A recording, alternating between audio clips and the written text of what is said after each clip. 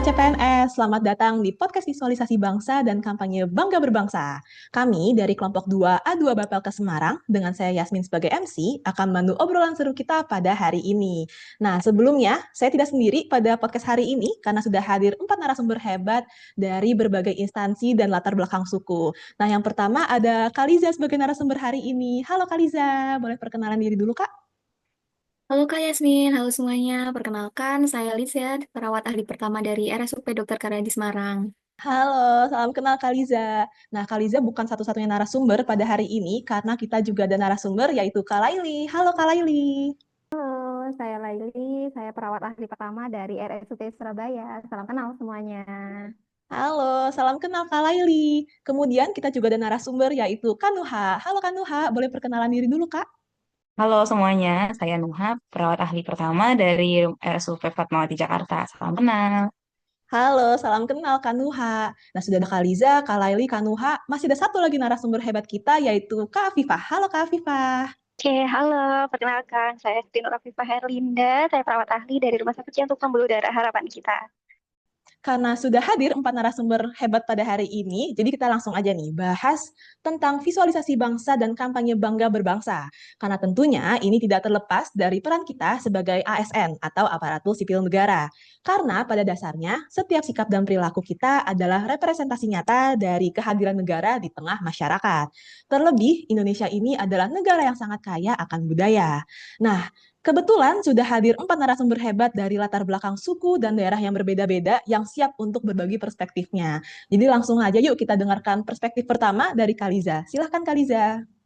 Oke teman-teman, saya berasal dari Kabupaten Batang, Provinsi Jawa Tengah.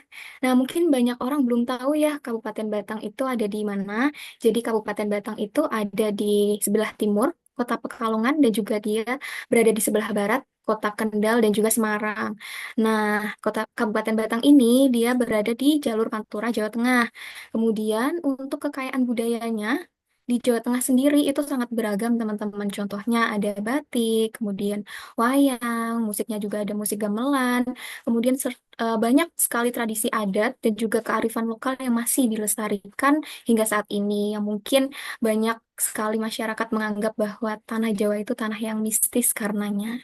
Nah, nggak hanya itu, Jawa Tengah juga dikenal dengan berbagai makanan khas yang memiliki cita rasa yang unik-unik juga. Contohnya seperti gudeg, terus ada lumpia, itu juga mencerminkan kesederhanaan serta kekayaan budaya kuliner masyarakatnya.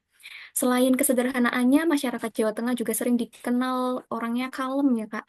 Kalem, ramah, dan juga menjunjung tinggi nilai unggah-ungguh atau tata krama. Itu sih untuk keberagaman budaya yang ada di Jawa Tengah.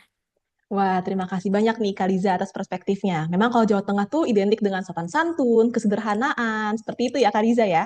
Nah, selain dari Kaliza, nih kita juga mau tahu lebih lanjut nih perspektif budaya dari Kalaili. Nah, kalau dari Kalaili, dari asal Kalaili ini perspektif budaya seperti apa nih Kak?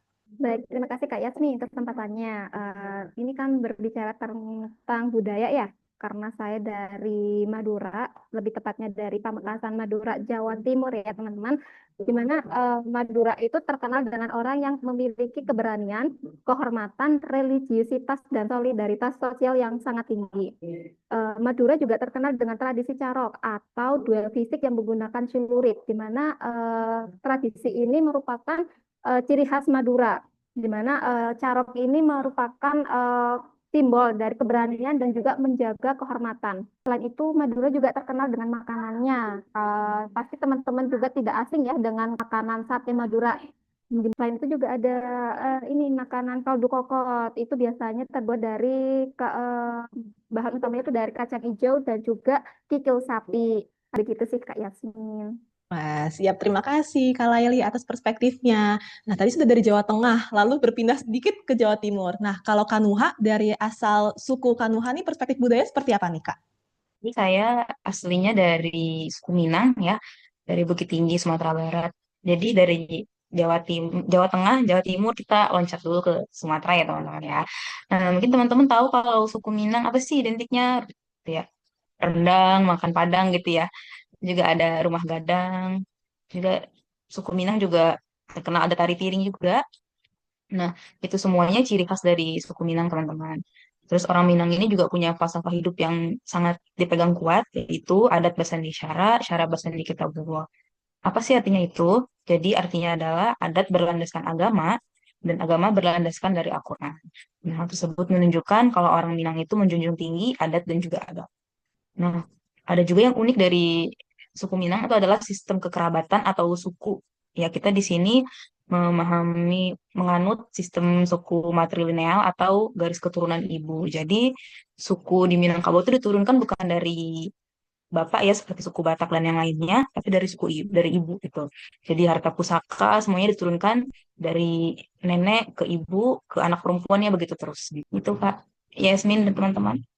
Wah, keren banget ya kalau ngomongin soal suku Minang nih. Nah, tadi kita sudah loncat jauh ke Minang dari sebelumnya Jawa Tengah dan Jawa Timur. Nah, kita mau tahu juga nih perspektif dari budaya asalnya Kak Afifah. Silakan Kak Afifah. Oke, baik. Terima kasih loncat lagi ke Jawa Barat ya. Oke, kan saya aslinya dari Tasikmalaya. Nah, di Tasikmalaya ini ada payung gelis atau payung yang cantik gitu ya, payung yang dilukis gitu. Kemudian untuk makanan-makanan khas dari Tasikmalaya itu ada nasi tutuk oncom. Nah, untuk yang nasi tutuk oncom itu kayak nasi campur oncom yang disangrai, kemudian dicampur dengan nasi anget. Biasa temennya itu ya bisa gorengan atau telur kayak gitu. Nah, untuk makanan khas dari Tasikmalaya khususnya sih di orang Sunda ya, itu makanan yang peraci-acian. Paling teman-teman nggak asing ya, kayak sama cimol, kemudian cilor, kemudian ada bakso aci. Nah, itu dia asalnya dari Sunda kayak gitu. Jadi makanan sederhana yang banyak bisa kita temuin gitu, nggak cuma di Jawa Barat aja. Saya di tempat kerja mengaplikasikan sikap someahnya orang Sunda. Nah, sikap someah itu sikap ramah tamah kayak gitu. Pun di masyarakat Tasikmalaya atau di masyarakat Sunda pada umumnya ada filosofi silih asih, silih asah, dan silih asuh. Nah, silih-silih ini tuh menjadi ciri khas yang banyak ditemui di kampung-kampung Sunda, di mana dalam kehidupan bermasyarakat itu mereka akan saling membantu, saling bergotong royong, kemudian saling memberi pelajaran atau saling mengajari, dan saling membantu ketika ada kesulitan. Nah, ketika saya merantau di Jakarta gitu kan, filosofi ini tuh memang nggak secara khusus ditemui atau didengar sama saya gitu. Namun esensi dari filosofi ini pasti tetap ada dan pasti dipakai di mana-mana, gak hanya di Jawa Barat aja atau gak hanya di Sunda aja. Karena sejatinya itu kan kita satu kesatuan ya di Indonesia kayak gitu. Wah, setuju banget nih sama statementnya Kak Afifah, karena pada sejatinya kita adalah satu kesatuan Indonesia. Keren banget ya ini cerita dari empat narasumber pada hari ini. Mulai dari Jawa Tengah dengan kesederhanaannya, lalu ada Jawa Timur yang identik dengan berani gitu ya, lalu ada Minang yang ikonik, sampai ke Someah tadi ya, Someah atau keramah tamahannya orang Sunda, yang menunjukkan kalau ternyata visualisasi bangsa kita memang begitu kaya dan majemuk. Nah, biar obrolan kita makin dalam nih soal kampanye Bangga Berbangsa, ini aku mau nanya nih ke semua narasumber hebat kita pada hari ini. Dari semua kekayaan dan keunikan yang dimiliki, apa sih satu hal yang paling membuat narasumber kali ini pada hari ini nih ngerasa beruntung banget lahir sebagai orang Indonesia? Boleh dimulai dari Kaliza terlebih dahulu? Menurut saya yang membuat saya merasa sangat beruntung ya lahir sebagai orang Indonesia adalah Indonesia memiliki beragam suku seperti yang tadi sudah kita sebutkan ya satu persatu beda-beda sukunya dari mana dengan budaya yang berbeda-beda pula bahasa dan juga tradisinya namun kita dapat hidup berdampingan secara harmonis.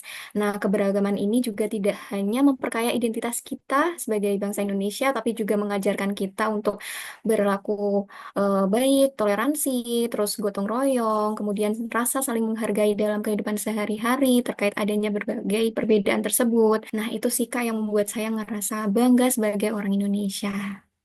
Tentunya memang kita harus bangga dong ya sebagai orang Indonesia ya Kaliza. Baik, terima kasih Kak. Nah, kalau menurut Kak Lailis, seperti apa sih? Ya, saya juga setuju sih sama statement dari Kak Liza, karena Indonesia itu juga terdiri dari berbagai macam suku ya, terus budaya alam yang melimpah, dan kenapa kita harus bangga? Karena kita berdiri sekarang ini karena hasil dari perjuangan, perjuangan yang tidak mudah dilewati oleh bangsa-bangsa Indonesia sebelumnya. Sehingga dengan kita bangga menjadi bagian dari Indonesia, kita sudah menjalankan, mengupayakan, melestarikan budaya Indonesia itu sendiri. Wah, keren banget nih statement dari Kak Laili. Kalau menurut Kak Nuha sendiri seperti apa nih Kak? Ya, beruntung sekali ya kita semua lahir sebagai orang Indonesia. Karena Indonesia ini punya banyak banget kekayaan alamnya yang udah disebutkan Kaliza dan Kalai tadi. Nggak cuma alam, budaya, juga sejarah perjuangan bangsa kita yang berdarah-darah gitu ya. Sampai bisa ada di titik sekarang, kayak bangga dan bersyukur ada di Indonesia gitu. Setuju sama statementnya Kak Nuha. Nah, kalau menurut Kak Viva sendiri seperti apa nih, Kak? Nah, saya pun bangga dengan budaya khususnya di budaya di Jawa Barat, budaya di Sunda, budaya bermasyarakatnya, karena saya bisa diketemukan nih dengan orang-orang baik, tetangga-tetangga baik yang bisa silih asa, silih asi, dan silih asuh. Itu juga jadi kebanggaan saya. Wah, setuju banget nih. Memang intinya kita semua ini merasa beruntung banget ya lahir di Indonesia karena keberagaman suku, budaya, dan alam yang kaya. Plus nilai gotong royongnya nih yang bikin kita makin solid meskipun digempur oleh budaya luar. Nah, kalau tadi kita sudah bahas rasa syukur dan alasan kenapa kita bangga jadi orang Indonesia, sekarang saatnya kita tarik lagi ke dunia kerja kita nih. Nah, apalagi sebagai peserta Latsar yang jadi representasi nyata kehadiran negara di tengah masyarakat, kira-kira apa nih aksi konkret yang bisa kita lakukan untuk menunjukkan rasa cinta tanah air ini dalam tugas dan pekerjaan kita sehari-hari nanti. Boleh bisa kita mulai dari Kaliza terlebih dahulu, Kak? Sebagai ASN pun kita diberikan amanah ya oleh negara. Jadi kita harus bekerja dengan jujur, kemudian melayani masyarakat dengan baik dan ramah, dan juga bekerja sesuai aturan. Itu sudah menjadi bentuk cinta tanah air, tidak menyebarkan berita hoax, kemudian menyebarkan berita-berita yang positif, mendengarkan podcast ini tentunya kan itu sudah menjadi rasa cinta tanah air kita. Setuju banget ini sama statementnya Kaliza. Kalau menurut Kak Laili, bentuk cinta tanah air ini seperti apa nih, Kak? Menurut saya sih bentuk cinta tanah air itu dimulai dari hal yang kecil ya, seperti membuang sampah pada tempatnya, terus mematuhi rambu-rambu lalu lintas, memberikan pelayanan kepada publik itu dengan profesional dan juga humanis.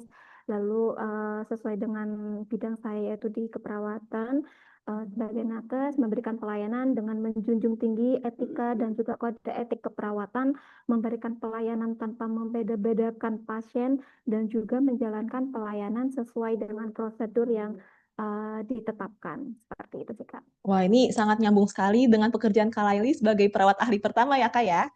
Oke, lalu kita lanjut dari Kak Nuha, apakah ada tanggapan terkait hal ini, Kak? Cinta tanah air bisa diwujudkan dalam bentuk hobi-hobi kita gitu. Contohnya nih, hobi yang biasa dilakukan teman-teman Gen Z, naik gunung gitu ya.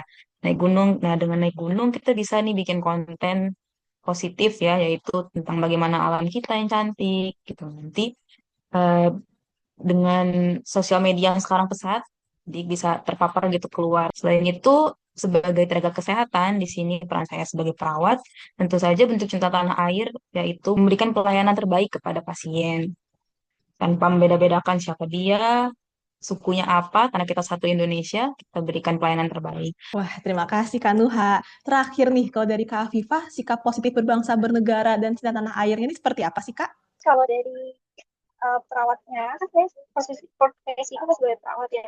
Jadi seperti yang tadi kan bilang, jadi harus memberikan harus bekerja secara profesional tanpa membeda-bedakan. Oke, terima kasih banyak Kak Afifah atas statementnya. Ternyata nunjukin rasa cinta tanah air itu nggak harus nunggu momen besar ya, teman-teman. Mulai dari kerja jujur dan ramah sebagai ASN, lalu bisa juga kasih pelayanan kesehatan yang tulus tanpa pilih kasih dan memandang suku dan ras seperti itu ya. Lalu kita juga bisa juga nih bijak bermedsos dan bangga memakai produk-produk lokal. Ternyata itu semua sudah jadi aksi nyata kita buat jaga martabat bangsa. Baik, kalau begitu terima kasih banyak buat teman-teman narasumber atas inspirasinya pada hari ini. Semoga kita bisa terus konsisten memberikan yang terbaik untuk Indonesia lewat profesi kita masing-masing ya.